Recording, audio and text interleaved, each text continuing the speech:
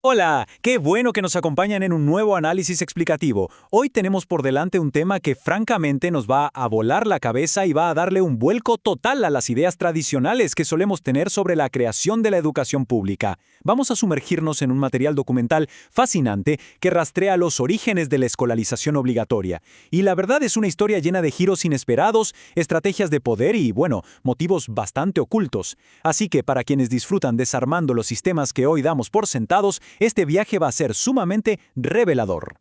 Bueno, entremos de lleno en esto. Las palabras que estamos viendo ahora mismo no salieron de la boca de un líder militar moderno, sino de un decreto de 1524 escrito por el mismísimo Martín Lutero. Y el paralelismo es absolutamente impactante. O sea, está equiparando el reclutamiento para la guerra con la obligación de mandar a los niños a un aula. Históricamente nos han vendido la idea de que la escuela obligatoria nació de un deseo superaltruista, ¿no? Llevar la luz del conocimiento a todos y demás. Pero el material que estamos analizando expone que el argumento de Lutero no tenía nada que ver con la libertad o el amor por la lectura. Era literalmente una cruzada para estructurar y controlar la sociedad. Lo que nos lleva a la sección 1, el origen del control. La tesis central de nuestra fuente plantea algo súper provocador. Básicamente que la educación obligatoria en sus orígenes no buscaba una alfabetización masiva, sino que funcionaba como un mecanismo muy calculado para ejercer control ideológico. Y la lógica detrás de esto es, honestamente, escalofriante.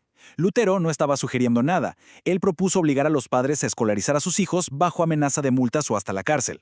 Según el documental, el objetivo no era crear pensadores independientes, sino moldear súbditos totalmente dóciles. La premisa era clara. Si el Estado tiene el poder de obligar a alguien a empuñar un arma, indudablemente puede obligar a un niño a asimilar una idea desde que tiene memoria. Y para entender mejor de dónde viene esto, pasamos a la sección 2. Atenas contra Esparta. El documental nos hace retroceder a la historia antigua para ver dos filosofías que son como el agua y el aceite. Por un lado, tenemos a Atenas. Ahí, la educación era voluntaria, descentralizada y dependía 100% de las familias. Era un acto de libertad. Pero, por otro lado, estaba Esparta, que representa la ecualización extrema a través del control total. Fíjense en esto. A los 7 años, los niños espartanos pasaban a ser considerados propiedad del Estado, educados de forma uniforme en barracones con una disciplina militar brutal. Y resulta que este modelo espartano fascinó a mentes brillantes. Platón, por ejemplo, sentía muchísima envidia de esa disciplina. De hecho, en su visión del Estado ideal, él abogaba por disolver las familias, porque las veía como una amenaza para la unidad política. Y aquí entra algo loquísimo, su concepto de las mentiras nobles. Platón argumentaba que estaba perfectamente bien que el Estado inventara historias falsas, siempre y cuando fueran convincentes, para mantener el orden, o sea, poner la cohesión del sistema por encima de la verdad absoluta. Vamos a la sección 3, la educación voluntaria medieval. Aunque Platón soñaba con el control absoluto, lo increíble es que fue el modelo libre y voluntario de Atenas el que realmente sobrevivió por más de 2000 años. Durante la Edad Media, la educación era un pacto totalmente voluntario. No había gobiernos metiéndose, todo era muy local y sobre todo súper práctico. La gente aprendía lo que necesitaba para sobrevivir: agricultura, oficios, comercio. Y las redes de caridad ayudaban a los más necesitados. Era un sistema basado en la confianza de la comunidad, no en que alguien te obligara por ley. Ahora, cuando miramos los datos del siglo XV, vemos que la alfabetización era bajísima. Y sí, había una brecha, 15% en hombres, 5% en mujeres. Pero para ponerlo en perspectiva, el documental nos explica que esto no era por pura exclusión intencional, sino por mera supervivencia. Hablamos de una época con una mortalidad infantil del 50%. Mantener a la familia viva en un entorno de extrema escasez era la prioridad absoluta. Así que la educación más crítica era aprender a administrar el hogar para no morir de hambre, literalmente. Pero todo esto cambió drásticamente. Sección 4. La Revolución Luterana. El mundo funcionó de forma descentralizada durante siglos, pero el detonante que cambió las reglas del juego para siempre empezó, curiosamente, por dinero. A principios del siglo XVI, la venta de indulgencias, que básicamente era pagarle a la iglesia para obtener el perdón divino, se volvió un negocio multimillonario. El Papa León X lo usaba para financiar la Basílica de San Pedro, y representaba casi la mitad de los ingresos de la iglesia, manejado por banqueros gigantes como los Fugger y los Medici. Y bueno, esta corrupción masiva fue lo que hizo explotar a un joven monje llamado Martín Lutero. Lo que siguió pasó a una velocidad impresionante. En 1517, Lutero publica sus famosas 95 tesis. Pero claro, para mantener su rebelión viva, necesitaba asegurar el control ideológico. Así que para 1524 ya está exigiendo escuelas obligatorias. 4 años después, él y su aliado Felipe Melanchthon arman el primer currículum sistemático de la historia. Y para 1559 ya existían leyes que mandaban a la cárcel a los padres rebeldes. La rebelión se había convertido en la nueva máquina del Estado para aplastar cualquier disidencia. Y esto nos lleva a una analogía que usa el documental y que ilustra todo este cambio a la perfección, el ejemplo de un semáforo. Educar realmente significaría enseñarnos por qué existe el semáforo, entender cómo funciona el cruce y evaluar los riesgos, ¿verdad? Bueno, el nuevo sistema estatal operaba como un adoctrinamiento. Simplemente te dicen que la luz roja significa detenerse y punto, sin hacer preguntas. La idea era generar una sumisión incuestionable a las reglas impuestas desde arriba. Y a ver, hay que reconocer que la estrategia funcionó de maravilla para los fines del Estado. La alfabetización se disparó.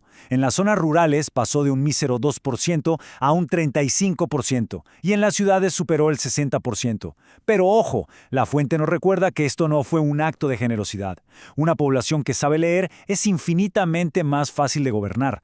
Puedes mandar órdenes militares escritas, puedes cobrar impuestos de forma masiva y eficiente, y puedes armar una burocracia gigantesca. El Estado salió ganando por todos lados. Llegamos a la sección 5. La máquina prusiana.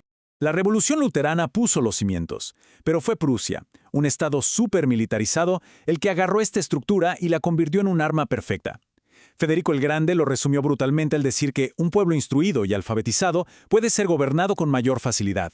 Para él, la escuela y el ejército eran los dos pilares de la nación.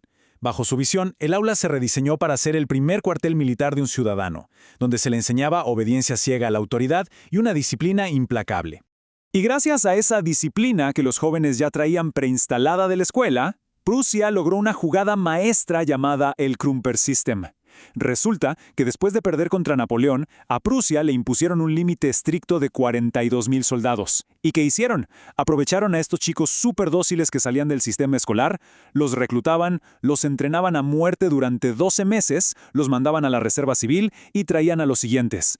En un abrir y cerrar de ojos, fabricaron un ejército masivo en las sombras, listo para ser movilizado. Una movida brillante. Para asegurar que nadie se escapara de esta red, el Estado cerró todas las puertas posibles. Literalmente, eliminaron las alternativas privadas. Todo pasó a manos del Ministerio del Interior. De pronto, los maestros tenían que pasar exámenes estatales, los estudiantes tenían que aprobar pruebas oficiales para graduarse, y el candado final llegó en 1834. Sin un diploma del Estado, era imposible conseguir un buen empleo. Así de simple, la existencia social y laboral pasó a depender de una sumisión total a la escolarización oficial. Y con eso entramos a la sección 6, el monopolio del Estado. El punto clave de todo este análisis es que el sistema prusiano demostró ser tan, pero tan eficiente para los que estaban en el poder que inevitablemente se exportó a todo el mundo. No se quedó en Europa Central. Lo vemos con Juan Calvino, que lo llevó a Ginebra y de ahí cruzó el océano con los puritanos hacia América. Y para finales del siglo XIX, hasta Japón y China lo adoptaron. Naciones completamente diferentes abrazaron exactamente la misma estructura por una sola razón: no había mejor mecanismo en el mundo para producir ciudadanos obedientes y estandarizados. Lo cual nos deja con una advertencia final del documental que realmente resuena muchísimo. Pensemos en esto. Con el paso de los siglos, se le ha entregado a los gobiernos un monopolio casi total sobre el espacio formativo y moral de las familias. Si aceptamos los argumentos que hemos visto hoy, que según la fuente esta maquinaria se diseñó para exigir obediencia y no para la emancipación intelectual, nos enfrentamos a un riesgo enorme. Cuando le damos a una sola institución el control absoluto de nuestra brújula cognitiva, ¿qué pasa cuando esa misma entidad, ya sea por negligencia o interés, decide dejar de educar verdaderamente? Es un dilema súper profundo que nos deja con mucho que reflexionar. Muchísimas gracias por habernos acompañado en esta exploración histórica.